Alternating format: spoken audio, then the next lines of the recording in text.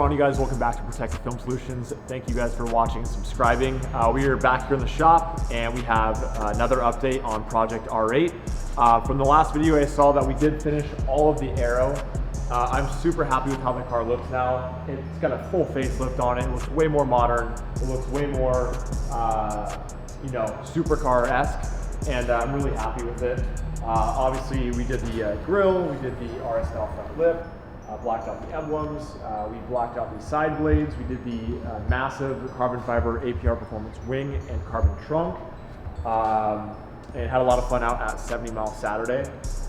So I'm very excited with the car. I'm actually really happy that I moved forward with all the parts on there because the vision is getting close. So we'll actually put a picture of a car we showed you guys back when the car was stock. So I'll put it right here and you guys can see a side-by-side comparison of how the car looks now compared to that all-black GT3 LMS R8 race car.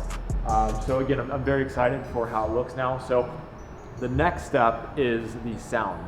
So if you guys watched the last video for the 70 Mile Saturday video, the car performed great, kept up with all the other the crazier exotics and supercars, but it was lacking in sound. This car is very quiet from stock, and it's got a good tone to it, but it needs more noise. So one thing I've always wanted to do with my previous cars is pull off a center exit GT3 style exhaust. The previous cars, it just never worked out with where the exhaust placement was. This being my first mid-engine car, it was a lot more doable. And so I'm excited to say that the project is coming together. So without further ado, let's show you guys the new GT3 R8 center exit exhaust.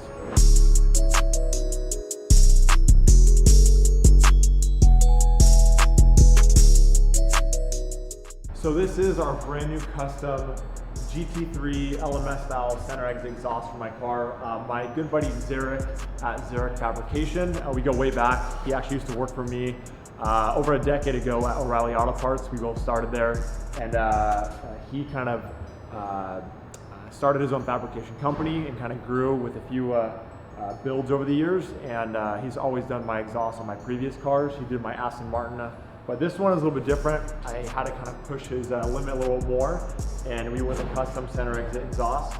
So to accomplish this goal, first thing we had to do was I wanted to get a replacement bumper. So this is actually a used bumper that I bought online. It's got some scratches and some slight damage on it because I did not want to cut up the stock bumper because as crazy as this exhaust is, who knows how long I'll actually be able to run this for, and of course when it goes back to stock, want everything OEM. So the first thing we did was we disassembled everything here before we sent it over to him. So basically what this car has now is we eliminated the giant suitcase of a muffler. So this thing weighs about 85 pounds, obviously with the heat shielding, everything else, the valving. So we dumped a ton of weight off the rear end of the car, as well as getting some crazy sound. So where the factory exit is, this is something we have to work on still. The goal is still to basically remove this whole lower section. And so what we'll have is a little bit of an exposed area and then the rear diffuser. So that's still to come, but for now we wanted to make sure the exhaust was good to go. So as you can see, basically what we did is we cut a hole in the bumper. He added a kind of a heat shield around there. Then we did a titanium floating tip, which will house the center exit exhaust. So if you come in close, you can kind of see there's two exhausts coming right off of the headers, nice and cleanly welded in, and exiting out the center of the car. And this thing is loud. You guys are gonna hear the cold start. The cold start is insane. It's nasty. That's the best word for it. It's got a crazy rough idle at cold start. After that, it tones out quite a bit, and then when this thing rips, it sounds crazy. So I'm really excited to show you guys that. So let's go ahead and get this thing fired up.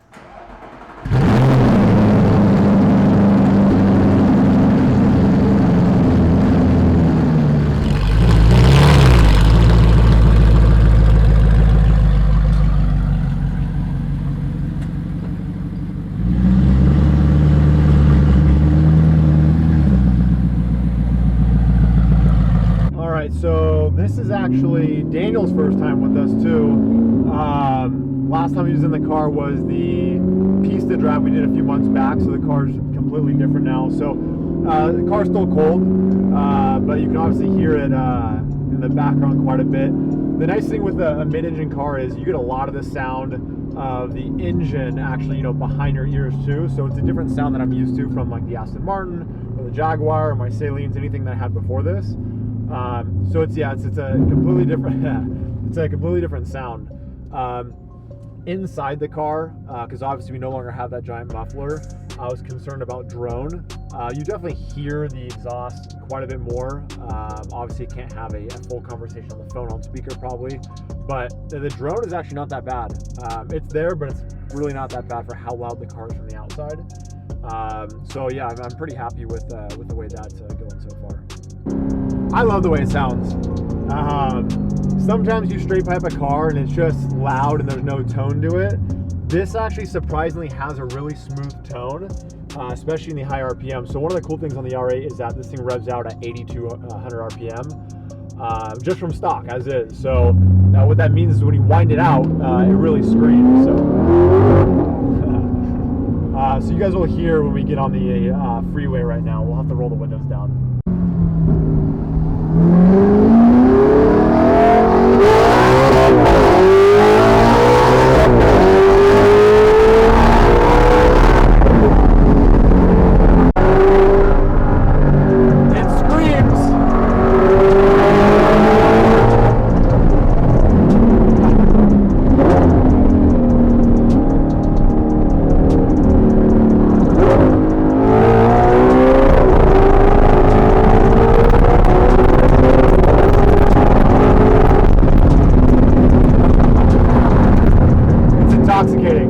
I love it. So we've had the exhaust on the car for about a week now. I actually had to turn in my Fiat, my daily driver, so this has been my daily for the past week, and the cold starts are obviously obnoxious, so starting early in the morning is not ideal for the neighbors, but and believe it or not, the cold start you guys just heard was actually much more tame than what it usually is. So love the way the car sounds, love the aggressiveness of it, but we'll see, only time will tell if it's too aggressive for this build. But for now we're driving the car so we can kind of open it up a bit, and what we're going to do is we're going to actually head over to our friends at VF Engineering. I saw Nick a couple weeks ago at a drive, and it's been a while since I've been over there, and as you guys might know, our McLaren is for sale right now, and that's actually pending to sell. So we loved our tune with them, and thinking that we might go ahead and do the ECU TCU tune, but just kind of want to pop in there and see what they have going on and see what projects they're working on. So we're going to head over there right now.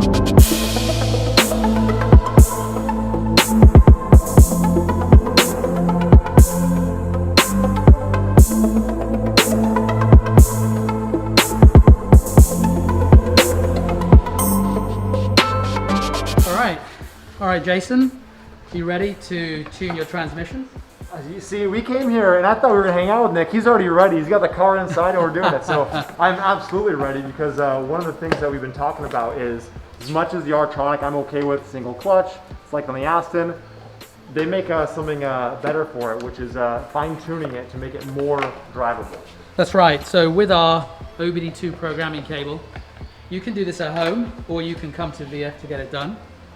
So we sell these on our website, and owners and individuals are programming their cars at home. You can program the ECU and or the TCU. So the TCU, the transmission control unit, basically controls your shifting speed and basically, the duration it takes to change the actual gear itself and clutch engagement, re-engagement. And with our software, we can change the clamping force in the hydraulic system of the transmission through the software, that is, and also reduce that delay to about half. So we're going to use the laptop and just literally plug into your car's diagnostic port with our programming cable and identify which version of software you have in your car, and then that will allow us to choose the appropriate tune file that we've already tuned and developed for it and program it in. Awesome, sounds good, man. We've pulled up the ID 4209 10156C version 130. C130. Got it right there, so we are not going to need to read this one out. So what I recommended for you, Jason, is we just do the TCU first and you drive it for a while. Yeah. and give us some real world feedback without any other changes. Correct. And that'll help you sort of visualize the difference of before and after. If we do the ECU, it might sort of blur the changes in your mind or your feelings to, you know, the feedback the car's giving you. Makes sense. You want to do something that's one step at a time. I know when we first met, we wanted me to get used to the car, used to daily driving, used to full speed driving. Yeah. And that way I can give you honest feedback and results. Yeah.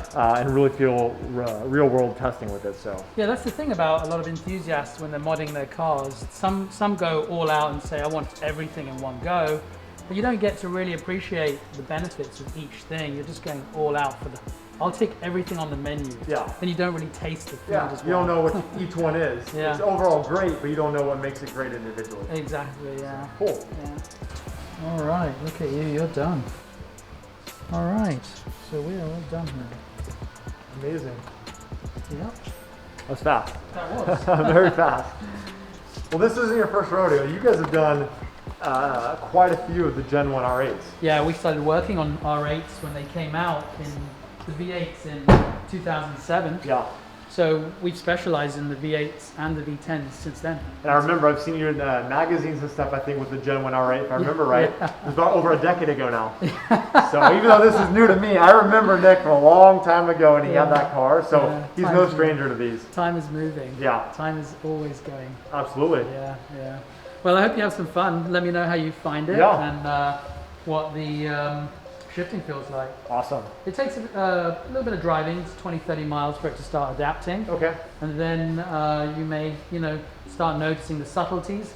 Just drive it as you normally do. Yeah. And see how it feels. Awesome. We'll do. I know Daniel will be excited. We just we're doing some aggressive shifting over here, so we'll be excited to test it out and give you some real world results now. Yeah, so I appreciate it as always. Yeah. Thank you.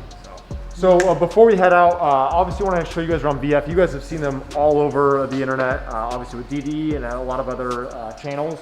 I've been here quite a few times now. We had Ryan's 570 with the tune. That car, again, is obviously a pending sale right now. We're going to miss it, but that's what we have the R8 for. So while we're in the shop, I want to have Nick give you guys kind of a rundown, because you guys know they do the tunes, but they do their superchargers, which are a whole new animal. Oh yeah. So what do you got going on in the shop right now? Well, we've got two Hurricanes in here for installation. This one just arrived yesterday. It's an LP 610. It's a Hurricane ready to supercharge. So it's got some aero and some accessories done to it by the owner, and that's next. But before this one, we've got this brand new Hurricane Evo here. It's a two-wheel drive version. Okay. And we designed it yesterday. Oh, Evo. Yes. Okay. Yeah, and it's always fun to tear apart a brand new car. Oh, of course. We love that. That's the great thing about Californian cars. They're always shining. Have you done Evo before? Is this going to be the first one? No, we've done around 10, 12 Evos already. Gotcha, okay. The first Evo's up there on the wall. We did that last December. Nice. That was a Spider 4-wheel drive. Okay. And you can see the electric motors on the rear axle. Not on this one, because the 2-wheel drive is front-wheel steering only. Okay. The 4-wheel drive one has electric motors on the rear axles, and you can see the mechanicals and how they control the forward steering. Yeah. So the intake manifold's removed, it's been put away, and then this is the actual kit here. This is the supercharger unit. We've just changed the design of the external, so the aesthetics have been revised. It was like a waffle effect appearance, so now we've got more of a vein effect. Yep. And the rest of the kit's the same. So everything's made in California, 100%. All the machining, casting, powder coating, all the surface finishes, everything is all Californian and US made. And you know, just having a lot of fun doing these. We've done many hundreds of them. Oh yeah. Yeah. And we only install a few in-house, just so we can keep track of the cars. Yeah. But we're always shipping kits, and we ship around 90% of what we make. Yeah. So amongst other things, amongst the supercharging, we also do ECU tuning. Yes. Supercharging these cars requires us to be really masters of tuning them through the software, because these are not designed for forced induction. So doing that, it's really given us the skill set to tune production cars like the Cullinan. It's a V12 twin turbo with the BMW factory twin turbo. Beast of a car. What a beast! That thing's so big. And it's obviously it's no slouch now, because you guys are obviously working a little magic on that car. That's right. Yeah. So it has. It's a super long vehicle. It doesn't fit on the dyno, so we have to test it on the street. and we test it using a draggy. Typically we do 0 to 60 testing, so we got that thing down from 5.7 seconds to 5.2 seconds. So wow. half a second off on 0 to 60. Back-to-back testing with draggy, which represents approximately a gain on a car of that weight, around about 150 horsepower. Wow. That's a lot on a car, that's that big. Yeah. Because those cars, I don't think anyone will think they're quick, but adding that much power in 0 to 60, I'm sure makes a lot more fun than just a family cruiser. Yeah, and you know, this owner said, you know, I'm not going to be trying to street race people, but I do want to know that I've got torque, more torque. So if I'm really feeling impatient, I can get around a big truck or something on the freeway that's getting in my way. And I know it's going to have, you know, the potential for me to do that. Ready for you. Yeah. Makes sense. Yeah, and we also did a Bentayga V12 earlier. Very similar concept, very similar mindset. That's the V12 twin turbo. Okay. The Volkswagen power plant. Yep. W12. Okay. That thing also, that thing's ridiculous. Yeah. It went from 0 to 60 to 3.7 as well. Yeah. Down to 3.1. That's wild. 3.1 seconds, 0 to 60 in the Bentayga Bentley SUV. Yeah, with kids in the back. So it's there's a lot of cars you can tune. They're not just doing Audis and Lamborghinis. They're doing a lot of cars these days. Yeah, so that's pretty wild to get those results on there. Yeah, we're having fun with this though. You know, absolutely. It's just about, we're not chasing horsepower numbers. Sure. We're putting our formula into these cars based on what we've been doing for just over 20 years. And we always take a conservative approach. I mean, I'm not looking to have the fastest or the highest horsepower cars. I'm looking to have the most fun and reliable at the same time. Absolutely. That's really the key.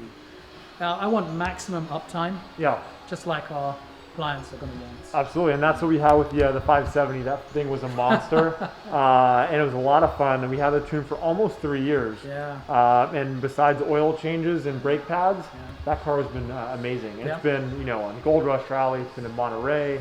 It's been given out to a few people to drive it, and put about 25,000 miles on it. Yeah. And again, it's all about the real world testing and drivability and getting in it whenever we want and going. So that was an amazing car to be driving with the tune as well. Yeah, you really got some good road miles on that car. Absolutely. Yeah. Phenomenal. I think that should work. Yeah. All right, so we're gonna get back in the car and test out the TCU. Huge thank you again, Nick. We always appreciate working with you. Yeah. It's always cool seeing the projects that VF has. Make sure you guys give them a follow. We'll put the link below.